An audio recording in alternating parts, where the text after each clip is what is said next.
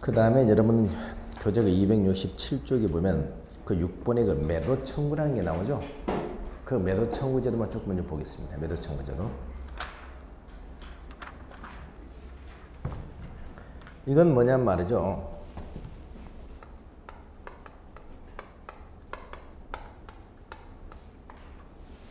여러분 알박기라는 거 들어보셨어요? 알박기? 뭘 알박기라고 그러죠? 넓은 땅이 비싼 땅이 흡수됐는데 나 혼자만이 내 땅 가지고 양보하지 않고 집 짓는데 불편함을 주니까. 네. 젊은 분들은 잘 모르죠? 정비구역입니다. 정비기 지정됐고 여기서 재건축 사업을 해요. 재건축 사업. 갑이라는 사람이 있고 을이라는 사람이 있고 병이라는 사람이 있습니다. 재건축을 하려면 조합을 설립해야 되죠. 조합을 설립해야 되는데 이때 병이라는 사람은 조합 설립에 동의를 안 했어요. 조합 설립에 동의를 하지 않으면 이 사람은 조합은 못 됩니다. 재건축에서는. 재개발이라든가 다른 사업은 조합 설립에 동의하지 않아서도 당연 조합원이 돼. 근데 재건축은 조합 설립에 동의한 사람만 조합원 돼요. 그러면 여기서 갑이나 을이는 조합원이 되는데 병은 조합원이 못 된다고요. 조합원이 못 돼요. 그러면 이제 우리가 재건축 사업을 하려면 사업 시행자가 재건축 사업 시행자가 어떻게 해야 돼요? 이 사람은 조합 설립에 동의를 했는데 조합은 설립됐어요. 동의 정족수 맞으니까. 이 사람 동의를 안 했어요. 이 사람 조합 못 되죠. 그러면 사업 시행자 저 병의 주택이나 토지를 어떻게 해야 되겠습니까? 매수해야 돼요. 매수해야 사업을 할 수 있죠. 그래서 사업 시행자가 이 병의 주택을 매수하겠다 했더니 뭐라고 한다? 병이 딱 아파트 정문이 날 자리에 단독주택을 하나 딱 사가지고 가지고 있는 거야. 그리고 어떻습니까? 나 못 팔겠다. 평당 1,000만 원 가는 것인데 나 그렇게 못 팔겠다. 얼마 달라? 100. 얼마 달라고요? 네, 얼마 지르고? 그렇죠. 뭐 배포가 그 정도밖에 안 됐어요. 1억? 한 3억 달러. 30배. 5억 달러. 이렇게 얘기하는 거예요. 그게 소위 말하고 우리가 알박기 난다고 그러죠. 알박기. 그러면 그렇게 돈을 줘야 안 줘요? 안 주고 싶죠. 안 주고 싶지만 줄 수밖에 없는 상황이야. 왜? 저는 사업을 해야 되잖아요. 저 사람이 계속 받는다면 사업을 못 하죠. 그래서 제가 어떻습니까? 어쩔 수 없이 그 돈을 주고 삽니다. 그 다음에 저는 한 건 했죠. 그 대신 저는 절대 사업에서 손이 볼 사람은 아니잖아요. 그럼 어떻게 한다? 나중에 아파트를 분양할 때 일반 분양을 평당 1,500만 원을 하려고 했던 것을 평당 1,800만 원 올려버려. 그러면 저는 손을 봐야 안 봐요? 안 보잖아요. 이렇게 하면 누구에게 피해가 고스란히 돌아가? 수분양자들. 수분양자들의 피해가 되는 거잖아요. 예, 가격이 올라갔으니까. 그러면 그 분양가가 올라가면 옆에 있는 아파트가 또 덩달아 따라서 올라. 덩달아 따라서 오르면 전국적으로 아파트가 상승해. 이게 부동산 투기를 부추기는 주범이 되더라 이 말이지. 누구 때문에? 저 욕심 많은 저 사람 때문에. 저 사람 나쁜 사람, 미운 사람? 미운 사람. 그렇죠? 왜? 내 것이 소중하면 남의 것도 소중한 거예요. 남들은 전부 다 1,000만 원씩 파는데 자기만 무슨 특별한 사람이라고 자기는 3,000만 원, 3억? 이렇게 욕한다 이 말이죠. 그러니까 뭔가 남의 약점을 위해서 꼭 한 건 하겠다는 저런 사고방식은 아주 좋은 거잖아요. 그 사람을 막기 위해서 나온 제도가 바로 매도청구제도입니다. 그래서 앞으로 매도청구제도 하게 되면 이건 이렇게 보세요. 이건 알박기 방지대책이다. 알박기 방지대책. 이렇게 하시면 되겠습니다. 그러면 이제 어떻게 하느냐? 사업시행자가 어디다가? 법원에 매도 청구를 해버리는 겁니다. 즉 사업시행자는 먼저 협의를 해요. 충분하게. 협의를 해서 야, 너 1,000만 원 달라고 그랬는데 내가 3,000만 원 주겠다. 이렇게 얘기하겠죠. 근데 저 사람이 너무 가혹한 금액을 요구해요. 도저히 안 돼. 그러면 사업시행자는 이제 감정평가를 시켜서 이 정도 금액은 적절한 금액이라는 그 적절한 금액을 법원에다 공탁을 시켜버립니다. 공탁을 시켜버리고 법원에 매도 청구를 해요. 그럼 법원에서는 이 정도 금액이면 정상적인 금액이다. 매도하라 하는 결정을 내려줍니다. 그럼 만약 법원의 매도 결정을 받으면은 이제 그 병은 어때요? 그 공탁된 그 금액만 받아서 떠나야 돼요. 이제 옛날처럼 그렇게 할 수가 없어요. 그럼 오히려 병은 피해를 볼 수도 있겠죠. 왜? 조합원도 못 되잖아요. 조합원도 못 되고 아까 제가 협의하자 했을 때 협의했으면 제가 3천만 원까지는 줄 용의가 있었거든. 근데 계속 버티니까 제가 매도 청구를 썼던 법원에서 1,500만 원만 줘라. 이렇게 매도 결정해버리면 오히려 어떻습니까? 피해를 볼 수도 있잖아요. 우리는 여기서 할 수 있는 중요한 교훈이 하나 있죠. 너무 끝까지 버티는 것은 재미없다. 어디까지만 버텨라? 적당히 버텨라. 너무 버티면 뭐야? 밥맛이다 이 말이지. 이게 매도 청구제도입니다. 자, 그래서 교재 보시면 거기 무슨 사업에서? 사업 시행령 재건축 사업이죠. 가로주택 사업 일단 놔두고요. 재건축 사업에서 다음과 같은 경우 밑에 매도를 청구할 수 있다라고 되어 있죠. 그래서 하나만 보겠습니다. 1번 조합 설립의 동의를 하지 아니한 자. 오늘 이거 하나만 보세요. 조합 설립 동의를 하지 아니한 자. 그래서 앞으로 결국 사업 시행령 법원에다 매도 청구를 해서 법원의 매도 결정을 받으면은 결국 그 금액을 갖다 우리가 공탁시킨 금액만 받아서 떠나야 되고 이젠 알박기를 할 수가 없게 됐다 하는 겁니다. 이게 바로 매도 청구제도입니다. 그러니까 앞으로 이 알박기가 불가능이 됐다는 얘기죠. 자, 그래서 이런 매도 청구는 어디서만 나온다? 재건축 사업. 왜? 재건축 사업에선 조합 설립에 동의하지 않은 사람은 조합은 될 수 없기 때문에. 재개발은 조합 설립 동의하지 않아서 당연 조합원이 되기 때문에 매도 청구가 안 된다. 일단 이 정도만 기억하세요. 매도 청구 우리 공법에서 한 3번 정도 나올 겁니다. 오늘 재건축 사업에서 처음 나왔습니다. 뒤에서 한 2번 정도 더 나온다는 얘기야. 자, 이 정도만 기억하시고요. 자, 넘어가겠습니다. 그 다음에 268조에 관리처분 계획 나오죠, 이제. 그래서 관리처분 계획을 보겠습니다.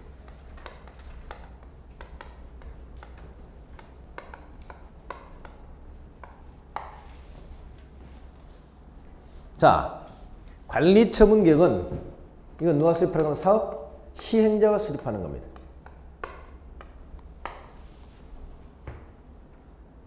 관리처분 계획은 뭐라고요? 한마디로 분양 계획이라고 그랬죠? 분양계획.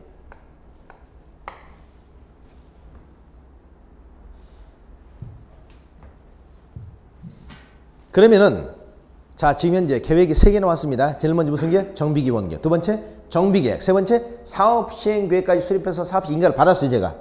그러면 제가 이제 여러분들에게 관리처분계획을 갖다 수립하려면 여러분들로부터 분양신청을 받아야 됩니다. 분양신청을 받아서 제가 관리처분계획을 수립해 놓고 인가 받으면 그 다음부터 사업시행에 들어가는 거야. 그러면 저는 관리처분계획을 수립하기 위한 절차입니다. 뭘 하느냐? 분양 신청에 통지, 그 다음에 공고, 분양신청에 통지 공고를 합니다. 자, 이걸 누가 한다? 사업 시행자가. 얼마이네? 60일 내라고 돼 있죠? 교재 보세요. 거기 사업시행자는 사업시행 인가 고시가 있는 날이죠. 사업시행 인가 고시가 있는 날로부터 얼마이네? 60일 이내에 계략적인 부담금 내역 하나, 분양신청 기간 둘, 이런 것을 토지등 소지점하고 통지하고 분양 대상이 된 대지나 건축물의 내역을 해당 지역에 발간된 일간신문에 공고해야 된다라고 돼 있죠. 보세요. 사업시행자는 먼저 통지한다고 그랬죠. 통지는 누구한테 한다? 토지 등 소유자. 뭘 통지하죠? 첫째, 분양신청 기간.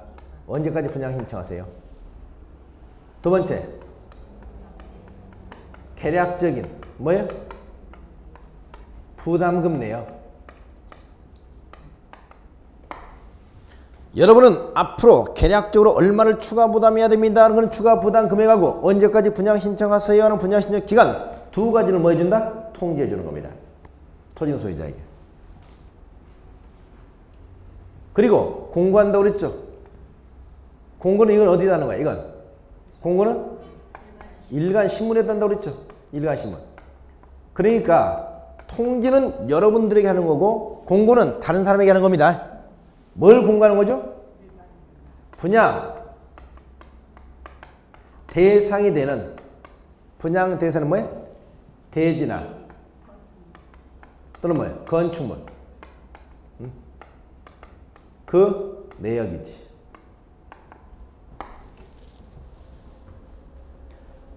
다시 말해서 조합원들에게 분양하고 남는 주택은 일반 분양하잖아요.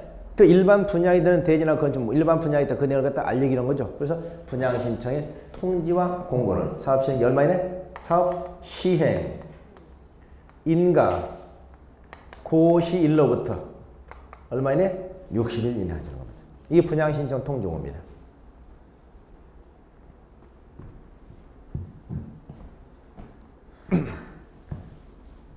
그러면 이제 이렇게 분양신청 통지를 하게 되면 이 토지 등 소유자가 뭘 하겠습니까? 토지 등 소유자가 사업 시행자에게 뭘 한다? 분양 신청을 하겠죠. 분양 신청. 그렇죠? 분양 신청 언제? 분양 신청 기간 내에 분양 신청한다.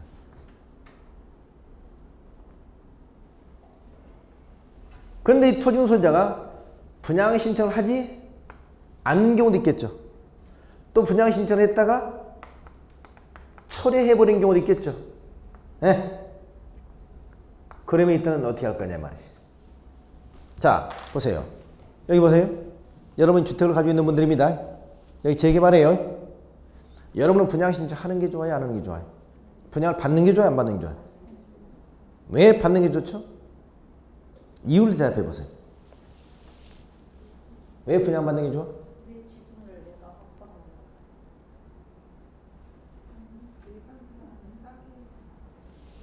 여러분들이 조합원이다. 그럼 일반적으로 어떻습니까? 만약에 재개발이 된다, 재건축이 된다면 여러분 조합원으로서 조합원 주택을 분양받게 되는 거죠.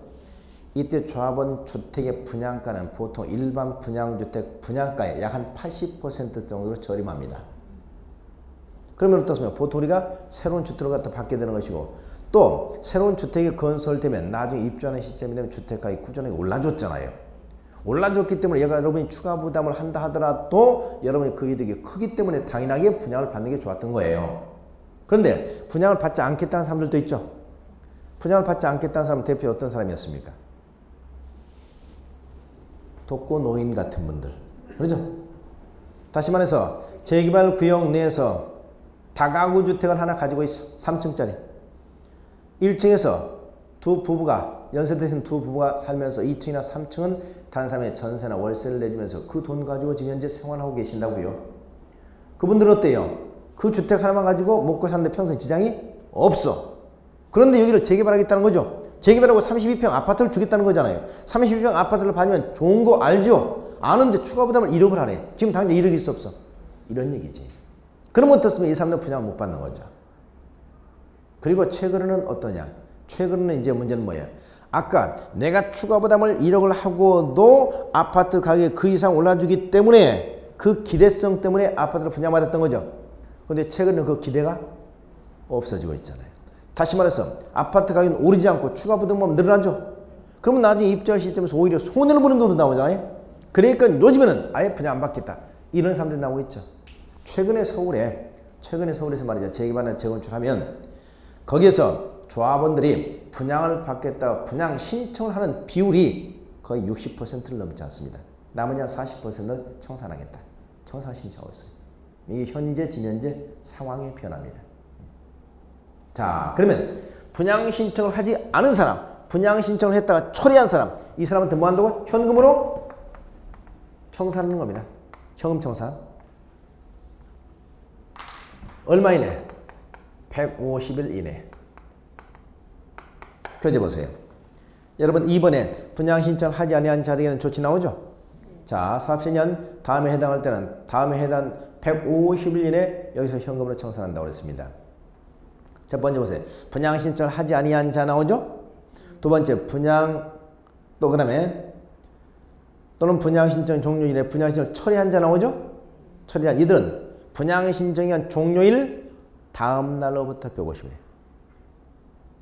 보세요. 여기 분양신청 기간이 있잖아요. 예? 그럼 분양신청 안 한 사람이나 분양신청 했다가 철회한 사람은 다시 할 수도 있죠. 언제까지는? 여기까지는. 그러니까 이 분양신청 종료된 다음 날로부터 얼마? 150. 분양신청이 종료된 다음 날부터 150일 이내 현금을 청산합니다. 그 다음 2번. 인가는 관리처분계에 따라서 분양대상에서 제외된 자. 자, 이건 뭐냐? 분양을 받겠다고 분양신청을 했는데 이 사람은 분양대상에서 제외됐어요. 왜 분양대상에서 제외됐느냐? 자, 예를 들면 이런 거죠. 서울에서 재개발의 소리가 분양받겠다 분양신청했는데 서울시 조례가 되면 지분이 6평 이하면 분양을 안 해주겠다. 이런 기준이 있다 말이죠. 그러면 여러분이 신청을 했지만 제가 할 수 없는 경우 있죠. 이런 경우는 현금 청산하는데 이때는 언제? 여기 관리처분계획. 관리처분계획 인가받은 다음 날로부터 150입니다. 왜냐? 관리처분계획 인가가 되어야 분양을 받는 사람인지 안 받는 사람인지가 확정이 되죠. 그래서 관리처분계획 인가받은 다음 날부터 150일의 현금 청산입니다. 그래서 이렇게 하세요. 분양신청을 하지 아니한 자, 분양신청을 처리한 자는 분양신청이 한 종료일 다음 날부터 150일. 관리처분계에서 제외된 사람은 관리처분계 인가받은 다음 날에 150일로부터 현금으로 청산한다. 이렇게 얘기하시면 되겠습니다. 자, 그 다음에 이제 관리처분계획 내용 나오죠. 관리처분계획의 내용.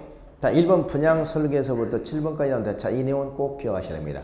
관리처분계획의 내용. 자, 관리처분계획 내용은 제일 먼저 뭐가 나온다? 분양설계. 전반적인 분양설계가 나오겠죠. 두 번째, 분양 대상자의 주소 성명. 분양 대상자이라면 믿죠. 누가 분양받는지 말이죠. 첫 번째는 분양 설계, 두 번째는 분양 대상자, 세 번째는 분양 대상자별 분양 예정인 대지나 건축물의 추산액. 분양 예정인 대지나 건축물의 추산액, 이걸 우리는 흔히 뭐라고 얘기합니까? 간단하게 줄여서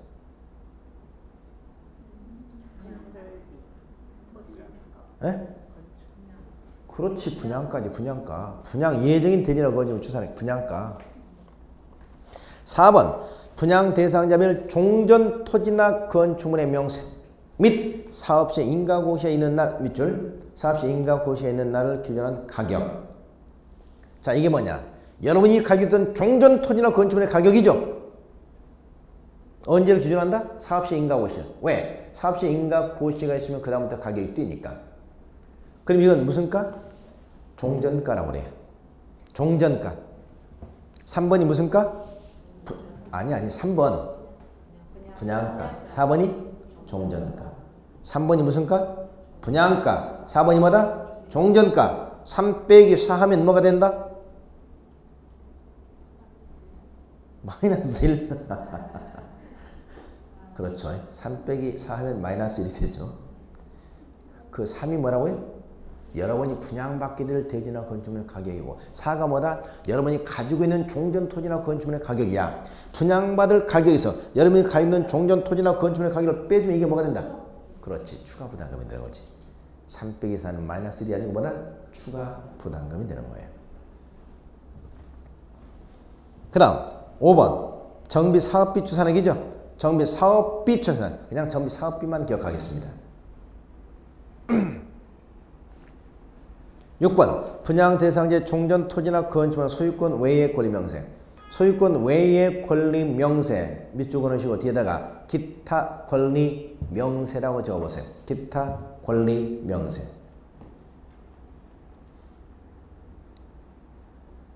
그 다음 7번 세입자별 손실 보상을 위한 권리 명세 및 평가에. 세입자별 손실 보상을 위한 권리 명세 및 평가에. 자, 세입자에 대해서 손실 보상에 될 권리가 있으면 그 권리 명세, 그리고 평가 얘기죠. 자, 이렇게 해서 크게 7가지라고 얘기합니다. 이 7가지는 꼭 기억하셔야 됩니다. 자, 제일 먼저 뭐라고요? 분양 설계, 두 번째 분양 대상자, 세 번째 분양가, 네 번째 종전가, 다섯 번째 사업비, 여섯 번째 기타 권리 명세, 일곱 번째 세입자별 손실 보상을 위한 권리 명세 및 평가에. 이게 관리처분계획 내용 7가지입니다.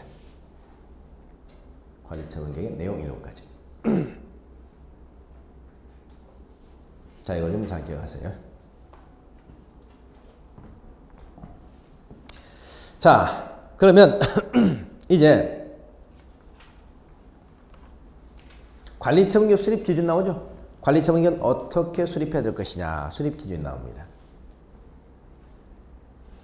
관리처분 수립할 때 1번 작성 기준 보니까 종전 토지나 건축물의 면적,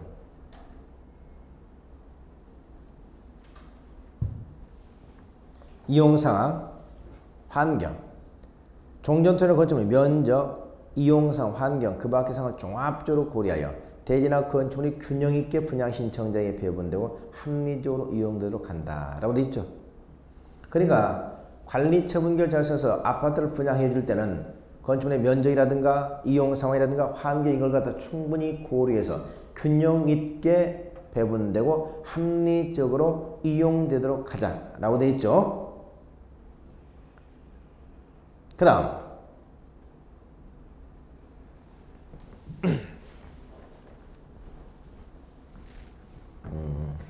아까 말했죠. 우리가 사실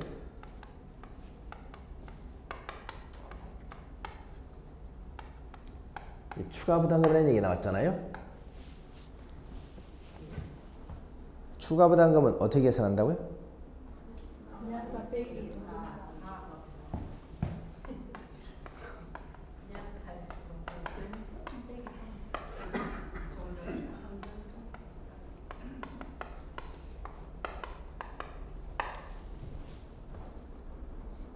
사실은 이렇게 안 해요. 사실은. 여러분이 이번에 분양받게 될 가격이 5억이야. 여러분이 종전에 가지고 있던 토지나 건축물의 평가 금액이 4억이야. 그럼 5억에서 4억을 빼면 추가당은 1억. 네? 사실 이렇게 안 한다고요. 물론 여러분은 지금 현재 단계에서는 그냥 이렇게만 기억하고 있어도 큰 무리 없어. 누가 이렇게 해도 욕할 사람 없어요. 그런데 이제 좀 더 깊게 들어가면 실제 나중에 추가 부담금은 어떻게 계산하냐? 분양가에서 종전 가격을 빼주는 게 아니라 정확하게는 분양가에서 뭘 빼주냐?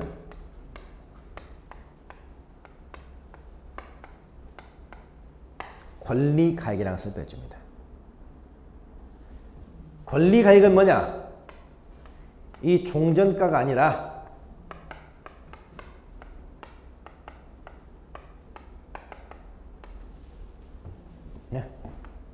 비례율이라는 게 있어. 이게 뭐냐? 소위 수익성입니다. 수익성. 수익성을 곱해서 나온 것이 권리가액입니다. 비례율이라고 하는 것은 여러분이 추가 부담을 하지 않고도 얻을 수 있는 그 뭐면 수익이야. 보통 우리가 비율이 120%다. 비율이 130%다. 이런 얘기 나오거든요. 비율이 130%다, 120%다 그런 얘기는 여러분이 추가 부담을 하지 않고도 120%까지는 어떻게 보장해 준다는 얘기입니다. 그러면 비율이 적어도 한 120% 정도는 넘어야 사업성이 있다고 그래요. 그럼 비율이 120%다. 그러면 어떻게 하느냐? 보세요. 여러분이 분양가 얼마 있죠? 5억에서. 권리가액이 얼마냐? 자, 종료가 얼마입니까? 종료가 4억이죠. 4억 곱하기 1.2를 이렇게 준다고요. 비례율. 그럼 얼마야? 4억? 이렇게 되는 거잖아요. 그렇죠? 그래서 4억 곱하는 게 아니라 비례를 곱해주는 거예요. 그래서 얼마?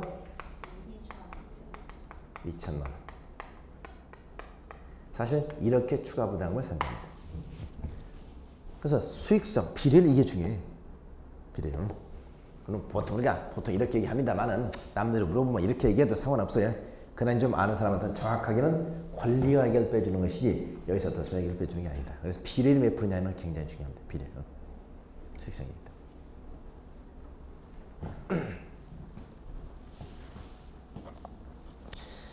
그 다음에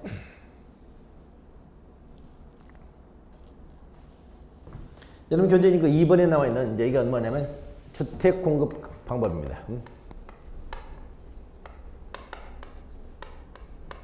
주택 공급의 방법.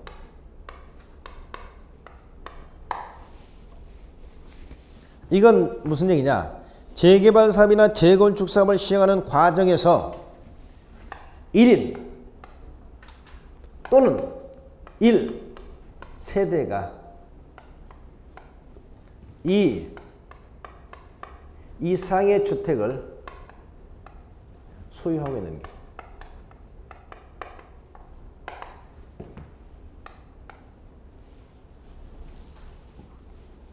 한 사람이 또는 1세대가 이 이상의 주택을 소유하고 있는 경우에 재개발 지역을 주사업이 끝나고 주택을 몇 주택을 공급해 줄 것이냐 하는 겁니다. 자, 이건 원칙. 두 번째 2주택. 세 번째 소유한 수. 세 가지가 있습니다. 원칙은 1주택 공급입니다.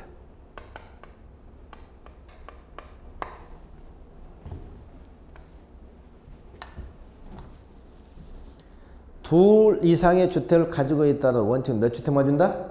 1주택만 준다. 보시죠.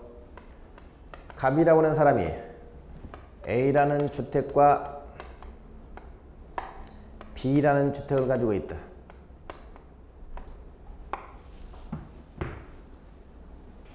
갑이 몇 주택을 가지고 있어요? 1인이 2주택 가지고 있는 거죠? 이때 몇 주택 준다? 1주택만 줘요. 그럼 나머지 1주택 뭐 하라는 얘기야? 에? 청산이죠. 이런 얘기입니다. 두 번째, 이번에는 갑이 A주택을 가지고 있고 갑 다시가 B주택을 가지고 있다. 갑과 갑 다시는 어떤 관계다? 같이 이불 덮고 사는 사이다. 에? 이불만 같이 덮고 잔다고 그랬어요. 한 세대죠. 한 세대. 한 세대가 2주택 가지고 있죠. 그때도 몇 주택?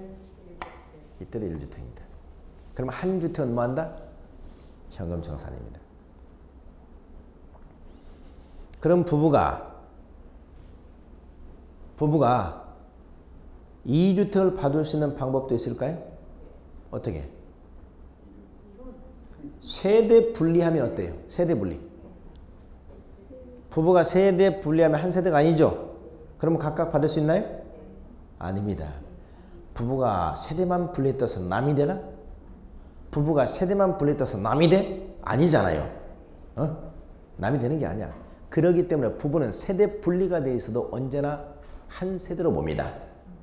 그래서 1주택입니다. 방법은 하나가 있죠. 뭐 하는 방법? 이혼하는 방법. 이혼하는 방법. 한참 어떻습니까? 옛날 재개발이 굉장히 우리가 극성을 부릴 때 강남 같은 경우는 어떻습니까? 이 위장 이혼을 많이 했죠. 서류상만 이혼해놓고 남편 명의로 주택 하나 가지고 있고 부인 명의로 주택 하나 가지고 있고 이 주택을 갖다 분양받는 거죠. 그러면 이익이 수익이 배가가 되는 거죠. 이렇게 해서 위장 이혼을 자주 했습니다. 그렇죠? 그러나 뭐 주택 하나 더 받겠다고 가장 이혼까지 하게 했어요? 그 신성한 결혼이 어떻습니까? 이혼이라는 거 그거 좋은 겁니까? 그런 남편이 있으면 아예 해버리세요. 가장 이혼한 자 우리 그런 사람이 있으면 아예 해버리라고 그러죠. 너 잘 먹고 잘 살아 그러지. 그 신성한 결혼의 말이죠. 이혼이라는 얘기가 그죠? 바람직한 거 아니지. 하다 보면 그것도 자꾸 습관되는 거잖아요. 그러나 한때 그렇게 했던 적도 많이 있어요. 그러면 부자간에는 어때요?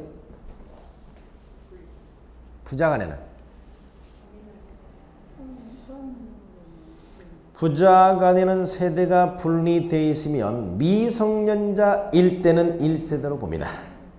그러나 성년자일 때는 각각의 세대로 봅니다. 그렇기 때문에 성년자일 때는 그 아들이 1주택을 가지고 있다면 그 1주택도 공급받을 수 있다는 겁니다. 2주택 받을 수 있다는 얘기죠. 몇 세부터 성년이죠? 이제 19세부터 성년이죠. 저는 20세부터 성년이었는데 19세부터 그래서 성년자. 근데 성년자 19세 이상이라 하더라도 어떻습니까? 그 아들이 주택을 가지고 있으려면 뭐가 있어야 돼? 사실은 수익이 있어야 되죠. 수익을 입증을 못하면 어떻습니까? 부모님이 증여했다는 것이 나타나겠죠. 그러면 또 별도로 뭘 내야 돼? 증여세를 내야 되겠죠. 증여세.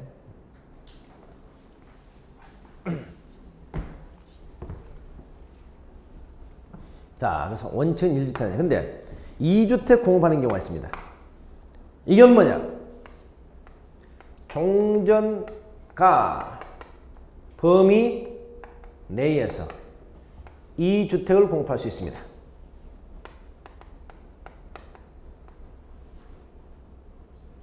무슨 가? 아까 종전가가 얼마였습니까? 이 말이죠. 4억 범위 내에서 2주택까지 공급받을 수 있어. 자, 이게 작년도에 신설된 것이 굉장히 좋은 제도입니다. 굉장히 좋은 제도예요. 아주 중요한 제도예요.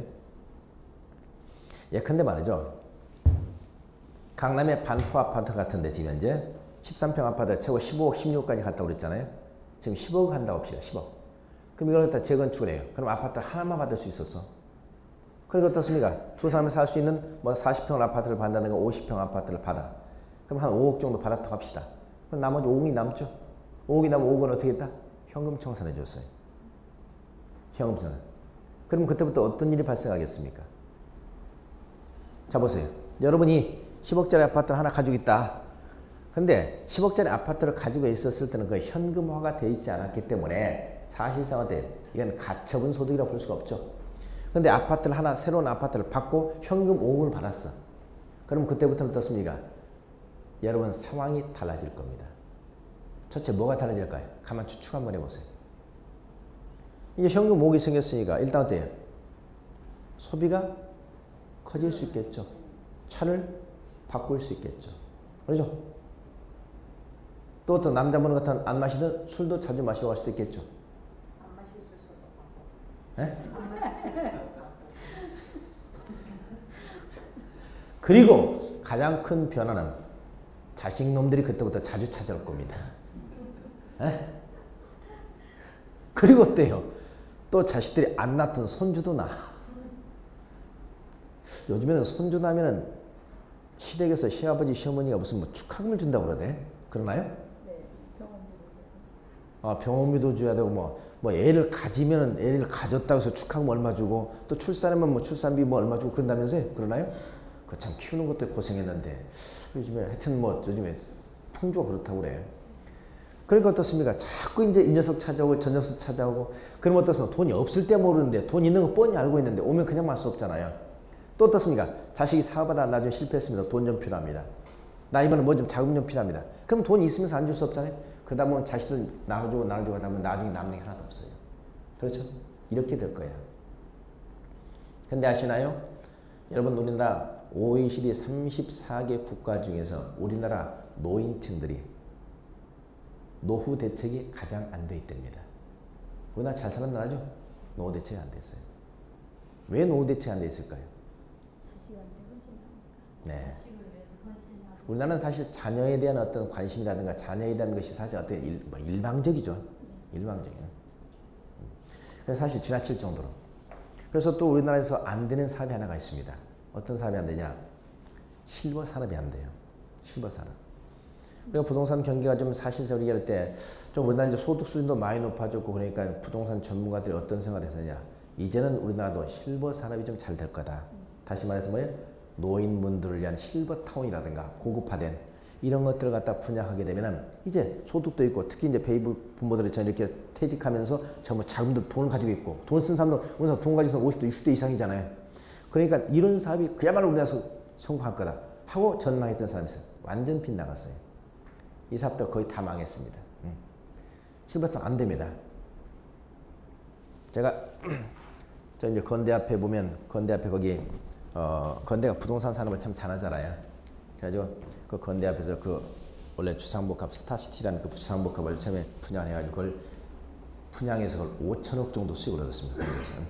그래서 그게 이제 대박이 났던 이제 그게 대표적인 것인데 그게 성공하고 난 다음에 그 옆에다 뭘 지었냐면 클래식 500이라고 그래서 말이죠. 실버 이 타운 이걸 건설했어요. 그게 이제 50층 높이로 이렇게 해가지고 그게 분양가 한 10억에서 한 13, 14억 정도 이렇게 해서 고급화됐습니다. 거기에 들어가면 모든 노인분들이 다 하셨는데 이제 개인 의료 이제 시설까지 해가지고 거기 뭐 사우나 뭐 그다음에 거기 연결된 골프장까지 해가지고 최첨단을 이렇게 가지고 전부 다 해놨어요. 그게 이제 잘 될 걸 생각했습니다. 근데 그게 분양이 안 됐어요. 왜 그러냐? 우리나라 노인분들은 말이죠. 돈 쓸 줄 몰라요. 자식들을 위해서 돈 쓸 줄 몰라요. 자기 자신을 위해서 돈 쓸 줄 몰라요. 자기 자신을 위해서 돈 쓰는 것이 굉장히 아까워요. 그렇죠? 여러분 이게 실버타면 안 돼. 그리고 우리나라 사람들이 자기 자신을 위해서 노인을 위해서 돈을 쓸 줄 몰라요. 또 돈을 안 써봤어. 자기 자신을. 즐길 줄을 모른다고요. 그러다 보니까 아까 현금 5억 다 날아간다고요. 그렇죠? 그럼 나중에 노후였던 돈 달라면 자식들 돈 줘요? 안 주잖아요. 그래서 좋은 방법이 있습니다. 좋은 방법 제가 하나 가르쳐 드릴게요. 앞으로 어떻게?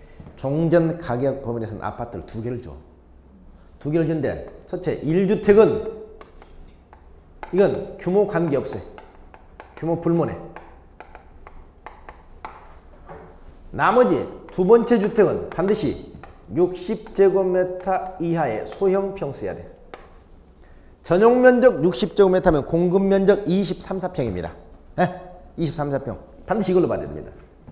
그리고 이 주택은 앞으로 3년간 전매를 금지합니다.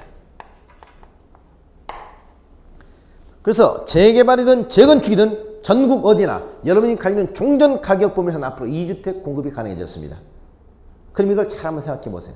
자, 아까 10억짜리 가지고 있던 사람이 이제 어떻게 하면 된다? 내가 살 아파트 한 50평짜리 하나 분양을 받고, 그러죠? 이게 어떻습니까? 이게 5억이었다. 분양가가. 그리고 23평짜리 아파트 이게 어떻습니까? 2억에 또 하나 분양을 받아. 그리고 얼마 남아?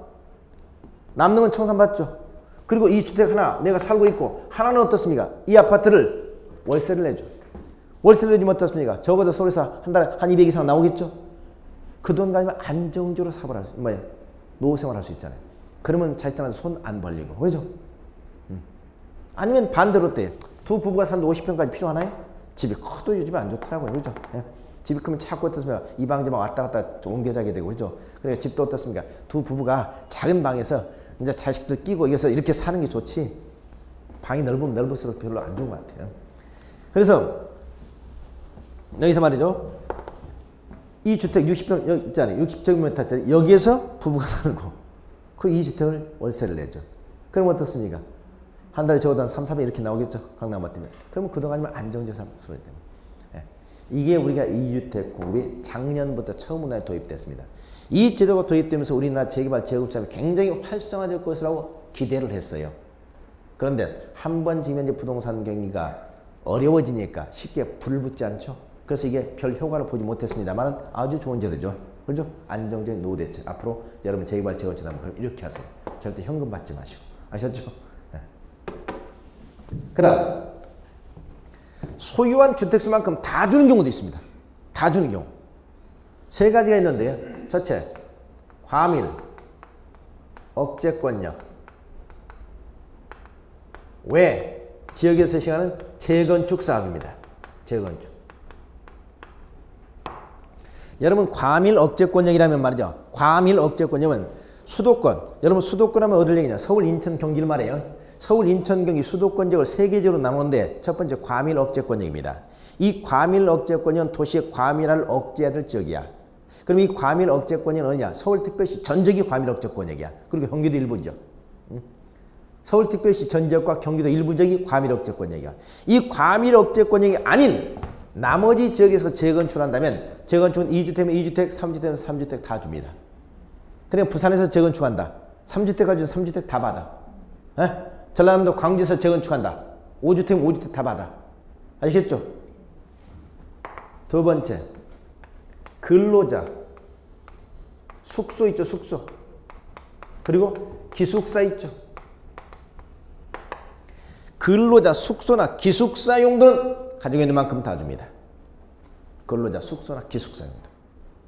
자, 사업주가 어떻습니까? 우리 직원들을 위해서 내가 근로자, 숙소, 아파트를 내가 5개를 가지고 있다. 다 받는다고 해. 기숙사, 방 10개 가지고 다 줍니다. 그 다음에 세 번째, 국가. 또 누구? 지방자치단체. 또 누구? 주공 등이 소유하고 있는 경우. 국가, 지방자치, 주택공사 등이 소유하고 있다면 이것도 다 줍니다. 그래서 가지고 있는 만큼 다 주는 경우 세 가지 있습니다. 그래서 이제는 주택 공급 방법이 다양해졌죠. 원칙은 1주택인데 2주택 공급하는 경우 아주 좋은 제도. 그 다음에 소유하는 만큼 다 주는 경우. 이렇게 다양화되어 있다. 자, 이게 주택 공급 방법입니다. 자, 대단히 중요한 제도입니다.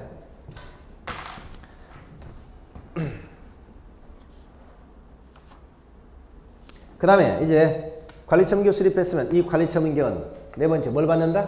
인가를 받겠죠. 인가. 관리처분 인가를 누가 받느냐? 누구한테 받느냐? 시장 군수에게 받아요. 시장 군수. 그러면 여러분 관리처분계 인가가 되면 어떻게 될까요? 관리처분계 분양계획이 인가됐다는 것은 서로의 약속이 정해졌다는 거죠. 약속이 정해져서는 더 이상 기다릴 거 없죠. 첫째, 이제 뭐예요? 사업 시행에 들어갑니다. 사업 시행에 들어가니까 건축물 뭐에 들어간다? 철거에 들어가요. 그러니까 여러분 언제부터 건축물 철거할 수 있냐? 관리처분계 인가 이후부터입니다. 그러면 여기서부터 뭐냐? 계약을 해지할 수 있습니다.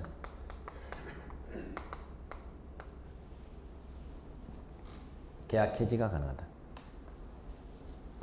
무슨 말이냐? 여러분 누구?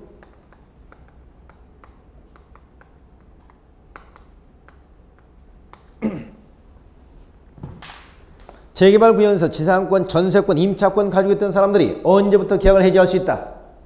관리처분계 인가 이후부터 계약을 해지할 수 있습니다.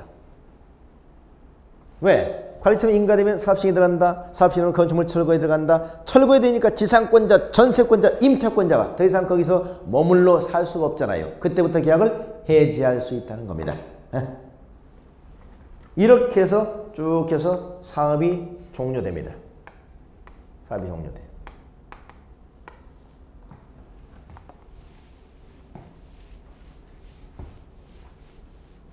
사업이 종료되면 보세요. 이제 준공, 인가라는 걸 하게 돼요. 준공, 인가. 그리고 공사 끝났다. 완료, 고시라는 걸 하게 됩니다. 누가? 시장 분수가. 시장 분수가 저 인가해줬죠? 인가해서 준공 인가도 누가 해? 시장 분수. 그리고 공사 끝났다. 공사를 고시를 하게 돼. 그리고 난 다음에 이제 최종적으로 소유권 이전에 고시를 합니다. 누가? 이건 사업 시행자가.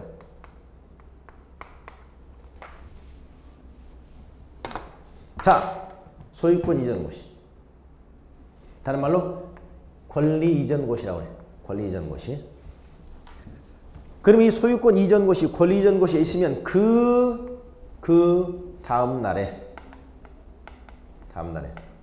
모든 권리가 이전되고 권리가 확정되는 겁니다.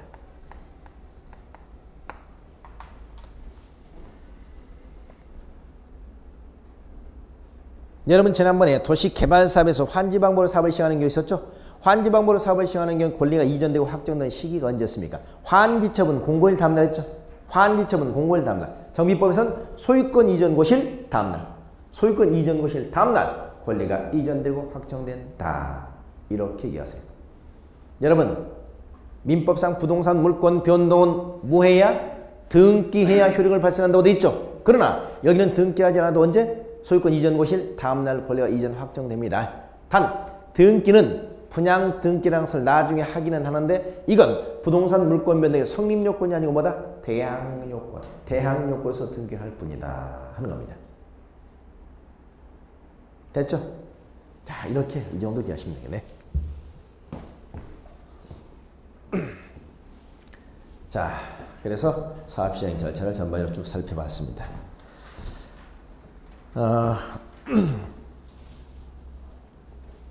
그래서 오늘 이제 공부했던 내용 중에서 중요한 내용이, 자, 첫 시간에 제일 먼저 뭘 공부했어요? 정비사업의 개념 공부했죠? 정비사업의 개념, 그리고 정비사업의 종류, 크게 4가지. 6가지인데 2가지를 빼고 일단 4가지만 말씀드렸습니다. 그 다음에 이제 두 번째 시간에 했던 것이 사업시행 방식, 사업시행자. 사업시행 방식, 사업시행자. 그 다음에 나왔던 게 또 뭐죠? 이제 우리가 관리처분계, 가장 중요한 관리처분계. 그래서 관리처분계의 내용.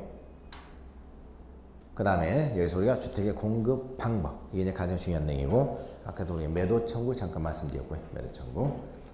또 정비법에서 계획이 4개 나온다고 그랬죠. 정비기본계획, 정비계획, 사업시행계획, 관리처분계획 4개 순서. 4개 순서를 기억하시면 정비사업의 전반적인 절차가 잡히게 됩니다. 자, 이 정도에서 우리가 중요한 내용만 간단히 간추려 봤습니다. 자, 오늘 공부했던 내용에서 질문. 질문보다 알고 집에 가서 많이 복습해야 되겠다 이런 생각이 있어요. 너무 많이 복습하지 마시고 그냥 편안하게 뭐 절대 우리가 강박관념 갖지 말고 공부하시라고 그랬어요. 편안하게 뭐 들으시면서 뭐 다들 들으신 내용 이해할 만한 내용들이잖아요. 그렇죠? 뭐 재밌네. 알바할 때참 좋은 기회가 있었는데 앞으로도 좋은 기회는 앞으로도 계속 옵니다. 우리가 부동산을 투자하다 보면 말이죠. 항상 이런 생각이 들어요. 오늘 내가 이 물건을 놓치면 다시는 이런 기회는 오지 않겠지. 항상 이런 생각을 합니다. 그러나 그건 잘못된 생각입니다. 기다리면 더 좋은 기회는 항상 옵니다. 그러니까 항상 우리가 지금이 전부다. 지금 이게 전부다. 라고 생각하지 마세요. 앞으로 더 좋은 기회는 얼마든지 온다고요. 그러니까 투자에는 항상 뭐 지금 안 하면 안 된다는 생각하지 마시고 좋은 기회는 얼마든지 오니까요. 자, 그러면 오늘 이렇게 해가지고 정비사업을 오늘 마무리하겠습니다. 그러면 지난주에 신도시가 개발됐고 오늘은 재개발 재건축이 끝났네. 그죠? 그래서 오늘 이제 정비사업까지 절차를 마치고요. 다음 주는 건축법, 그 다음에 이제 그 다음 주에 주택법 이렇게 해서 진도를 모두 마무리 짓도록 하죠. 자, 그럼 오늘 수업은 여기서 마치고 다음 주 시간에 다시 뵙겠습니다. 자, 수고하셨습니다.